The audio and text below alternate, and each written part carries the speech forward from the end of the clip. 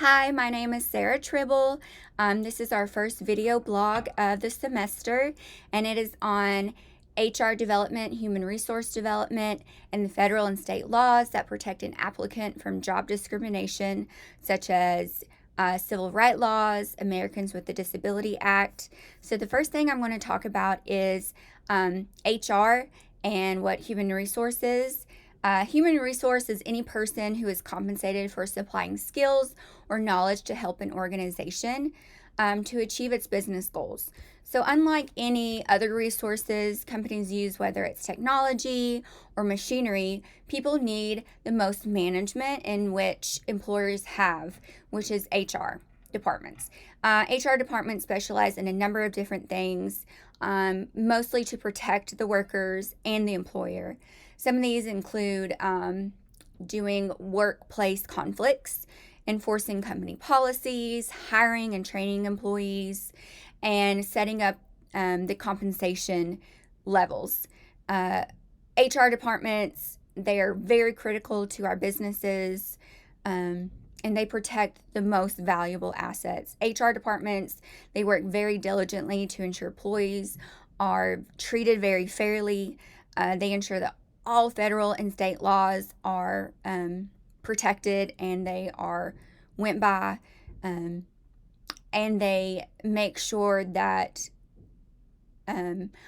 all people, whether they are a victim of discrimination or harassment, that they are protected at all costs and that everything is adhered to.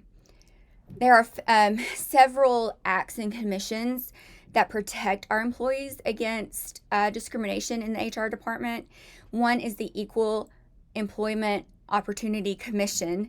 I found out about that protects job applicants from being discriminated against based on race, color, religion, sex, national origin, disability, or age. I did not know it was called that. I thought it was something else that we'll talk about in just a second. If a suit is filed to the EEOC, laws are in place to protect the applicant against retaliation. The Age Discrimination Act of 1967, which I did not know existed, protects people aged 40 and above for being discriminated against based on their age. Some states also have laws that protect people under the age of 40 from being discriminated against based on their age. The Rehabilitation Act of 1973 protects people and applicants from being discriminated against if there is a disability present. This act also requires federal agencies to make reasonable accommodations of any known disabilities unless the accommodation would cause undue hardship.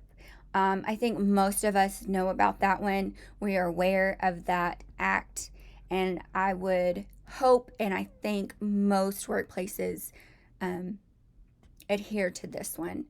The Title VII of the Civil Rights Act of 1964 is what we are most aware of as a whole, where job applicants from being discriminated against based on race, color, religion, sex, national origin, disability, or age. This also covers all employment decision, terms of condition of employment. This is what we read as we sign our paperwork. It includes termination, it includes advancements, and our recruitment by the employer. The Equal Pay Act of 1963 protects men and women from sex or gender-based pay discrimination, the payment of wages and benefits. Although I don't always feel like this is true to this day, we did have people fight for this right, for this act, and it has gotten better. What I looked up, it says this act applies to those who perform equal work in the same place of business or employment.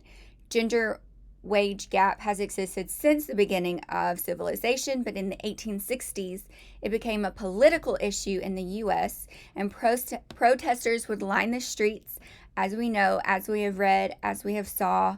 And this act was introduced in 1944, but it did not pass the congressional vote. So again, in 1963, this act was finally passed by Congress, and it helped level the playing field for all genders. And then in the Rehabilitation Act of 1973 protects employees and applicants from being discriminated against if there is a disability present. This act also requires federal agencies to make reasonable accommodations for people with disabilities unless that accommodation would cause hardship in the position.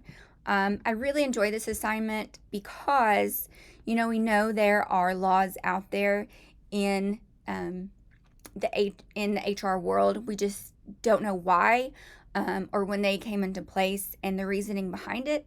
So I really enjoyed this. If we are to be in a position of leadership, we need to know the why behind the things we do. So I really appreciated this assignment and taking the time to do it and research behind the why. So thank you so much, and I will see you soon.